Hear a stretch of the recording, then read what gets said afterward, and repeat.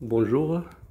Alors, deuxième évaluation, physique-chimie, diagnostic, type de questions, c'est un QCM pour la BIOF et pour la deuxième bac, soit SVT, PC et sciences maths. Donc, je commence, c'est une deuxième évaluation, toujours QCM. Alors, question 1, la relation entre S et θ.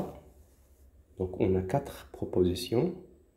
Soit θ est égal R sur S, ou θ est égal S divisé par R, ou S est égal θ divisé par R, ou finalement S est égal R divisé par θ. Sachant que θ c'est l'abscisse angulaire, et S c'est l'abscisse curviligne. Donc on cherche la relation entre les trois paramètres. S et θ et R. La réponse de la question 1, c'est-à-dire la relation entre S et θ, on lit la relation suivante. S est égal R fois θ. Sachant que S, c'est l'abscisse curviligne, c'est en mètres, R, c'est le rayon, et θ, c'est l'abscisse angulaire. Donc, on peut déduire que θ est égal S divisé par R. Donc, le choix ou la réponse de la question 1, c'est la proposition 2, c'est-à-dire θ est égal S divisé par R. Je passe maintenant aux questions 2. On cherche la relation entre N, la quantité de matière, et petit m, c'est la masse. On a 3 propositions. Soit petit n est égal au produit de m fois grand M, sachant que m c'est la masse molaire. Deuxième choix, petit m est égal au produit de petit n fois grand M. Et finalement, grand M est égal au produit de petit n fois m.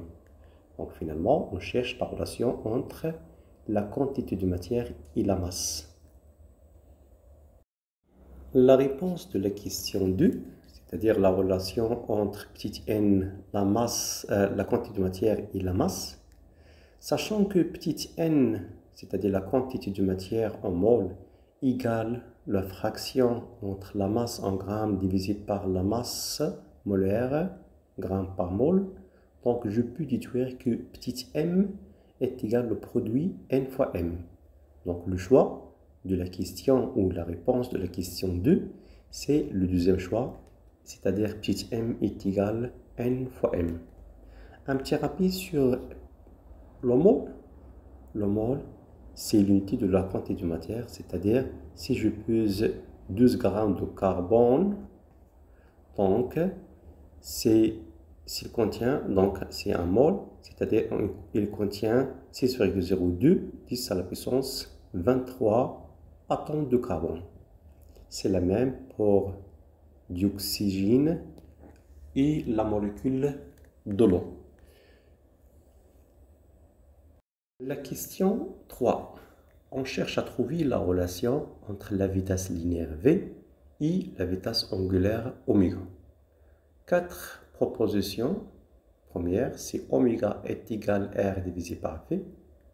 Deuxième, c'est R est égal V divisé par oméga. La troisième, oméga est égal V divisé par R. Et finalement, petit grand R est égal oméga divisé par grand R. Donc on cherche à trouver la bonne réponse ou la relation entre la vitesse linéaire et la vitesse angulaire. Pour répondre aux questions 3, c'est-à-dire la relation entre la vitesse linéaire et la vitesse angulaire, sachant que V est égal R oméga, je peux déduire à partir de cette relation soit R est égal V divisé par oméga, c'est la deuxième proposition, ou oméga est égal V divisé par R, c'est la troisième proposition. Donc pour répondre aux questions 3, on a 2 réponses, 2 et 3. La question 4, on cherche à trouver la relation entre la concentration molaire, Cn, et la concentration massique, Cm. Donc, trois propositions. Première, c'est est-ce que Cm est égal à Cn fois la masse molaire ou Cn est égal à Cm fois la masse molaire ou finalement, grand M est égal au produit entre Cn et fois Cm. De la question 4, c'est-à-dire la relation entre la concentration molaire, Cn, et la concentration molaire, on a la relation suivante. La concentration molaire, C ou Cn, est égale à la quantité de matière divisée par le volume.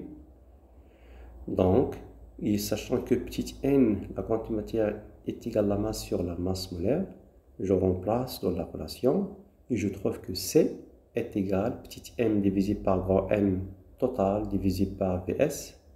Donc, ça donne C est égal à petit m divisé par le produit de grand M fois Vs. Je remplace petit m divisé par Vs par la concentration massique. Je trouve finalement que Cn est égal à Cm divisé par grand M. Donc, à partir de cette relation, je peux déduire que la concentration massique, c'est le produit entre la concentration molaire fois la masse molaire. Donc, pour répondre aux questions 4, on a la réponse, premier choix, c'est-à-dire Cm est égal à Cn fois Cm. Je passe maintenant aux questions 5. On exprime la fréquence par la relation. Premier choix, petit f est égal à 2p divisé par t. Deuxième choix, f est égal à t divisé par 2p. Troisième choix, petit f est égal à 2p divisé par oméga. Dernière, f est égal à oméga divisé par 2p. Donc, 4 propositions. On va choisir la bonne réponse pour la question 5. La réponse de la question 5, on exprime la fréquence par la relation, sachant que t est égal à 2p divisé par oméga, et aussi t est égal à 1 sur f, et aussi f est égal à oméga divisé par 2p, je peux déduire que f est égal à oméga divisé par 2p. Donc, on choisit la quatrième proposition, c'est-à-dire f, la fréquence, est égale à la vitesse angulaire divisée par 2p. On est maintenant à la question 6, la relation entre la concentration massique Cm et la quantité de matière petit n. Donc, on a petit a est égal à Cm est égal à petit n fois grand M divisé par V, ou Cm est égal à n fois V divisé par grand M, ou finalement Cm est égal à n divisé par M fois V. Donc, 3 propositions pour avoir la relation entre la concentration massique Cm et la quantité de matière. Réponse de la question 6, c'est-à-dire la relation entre la concentration massique Cm et la quantité de matière petit n. On a petit n est égal à la masse sur la masse molaire. Donc, je peux déduire que la masse petit m est égale au produit entre la quantité de matière petit n fois la masse molaire. Sachant aussi que la concentration massique, c'est la masse divisée par le volume. Et je remplace petit m, c'est-à-dire petit m est égal à 1 fois m, et je trouve que finalement, la concentration massique, c'est m est égal au produit de la quantité de matière fois la masse molaire divisée par V. Donc, la réponse de la question 6, c'est le premier choix, c'est A, c'est-à-dire Cm est égal à n fois grand M divisé par V. La question 7. L'expression de travail d'une force au cours d'une translation, premier choix, WF de A vers P est égal au produit F fois AB fois tangente alpha, ou WF de A vers B est égal à F fois AB cos alpha, ou finalement, WF est égal au produit F fois AB sinus alpha. Donc, 3 propositions pour choisir l'expression de travail d'une force au cours d'une translation. La réponse de la question 7, c'est-à-dire l'expression de travail d'une force au cours d'une translation, sachant que le travail d'une force de A vers B, c'est un produit scalaire entre vecteur F fois vecteur AB, sachant que F, c'est la force exercée sur le corps, AB, c'est le vecteur de déplacement. Donc, d'après les règles mathématiques, le produit scalaire, ça donne F fois AB cosinus alpha. Sachant que le travail, c'est en joules, AB, c'est en mètres, F, bien sûr, en newton. Donc, on choisit la deuxième proposition, c'est-à-dire le travail de la force FAB est égal au produit entre F fois AB cosinus alpha. Question 8.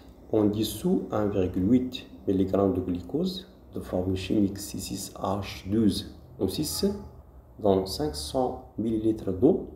Sa concentration massique est égale. Premier choix, Cm est égal à 3,6 g litre-1. Deuxième choix, Cm est égal à 3,6 mg litre-1. Ou finalement, Cm est égal à 36 g litre-1.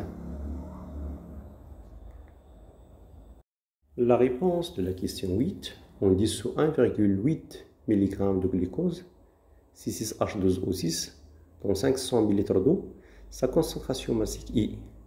Alors, d'après la définition, la concentration massique Cm est égale à la masse sur le volume. Je passe de faire l'application numérique. Donc la masse c'est 1,8 mg. Je multiplie par 10-3 pour transformer en grammes. Le volume c'est 500 ml. Je le transforme aussi en litres. Je multiplie par 10-3. Ça donne 3,6 10-3 grammes litre-1. Finalement, ça donne en milligrammes 3,6 mg litre-1. Donc, c'est le choix B, c'est-à-dire Cm est égal à 3,6 mg litre-1. Question 9. L'expression de la puissance d'une force au cours d'une translation, donc soit P est égal à F fois V sinus alpha, ou P est égal à F fois V tangente alpha, ou P est égal à F fois V cosinus alpha. Sachant que l'expression de la puissance moyenne, PMF, est égale au rapport entre le travail de cette force divisé par le temps. Donc je peux utiliser un produit scalaire entre la force F et la vitesse. La réponse de la question 9, c'est-à-dire l'expression de la puissance d'une force au cours d'une translation, tout simplement, c'est le troisième choix, c'est-à-dire P est égal à F fois V cosinus alpha, sachant que P est égal au travail de cette force divisé par delta T. Je remplace le travail par le produit scalaire entre F fois AB divisé par delta T. Et aussi, je le remplace par un produit scalaire entre la force F fois la vitesse. Et je cherche de résoudre un produit scalaire entre la force F fois la vitesse. Je trouve que le produit scalaire, ça donne F fois V cosinus alpha. Question 10. Pour préparer une solution de glucose C12H12O6 de volume 300 ml de concentration molaire 10-2 moins litre-1, on doit dissoudre une masse petite m. Donc soit m est égal à 0,54 g ou 5,4 mg ou 54 g. La réponse de la question 10, donc c'est-à-dire pour préparer une solution de glucose C6H12O6 de volume 300 et de concentration molaire 10-2 au litre-1, on doit descendre une masse de m. Donc on va déterminer la masse. Sachant que Cn, la concentration molaire, est égale à petit n divisé par V, et aussi la quantité de matière petit n est égale à petit n divisé par grand M, je trouve que la concentration molaire, Cn, est égale à la masse divisé par le produit entre le volume et la masse molaire.